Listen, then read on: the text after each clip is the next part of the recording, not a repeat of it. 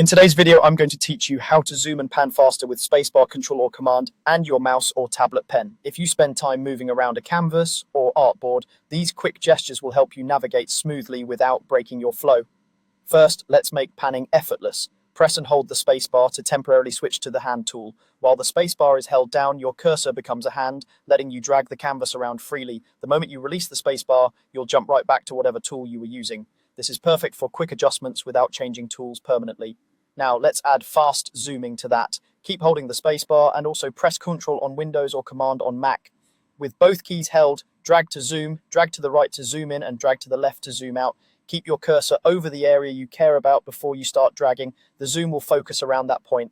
If it feels too fast or too slow, adjust your dragging distance to fine-tune the speed.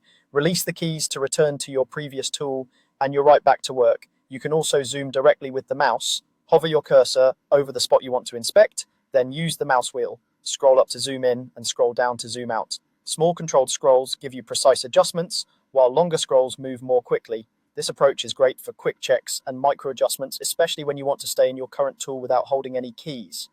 If you're using a tablet and your device supports gestures, you can zoom with your pen hand using pinch gestures on the tablet surface. Pinch in to zoom out and pinch out to zoom in. Keep your strokes relaxed and let the tablet's gesture recognition do the work. This is especially helpful when you're sketching or retouching and want to keep one continuous motion between drawing and navigating.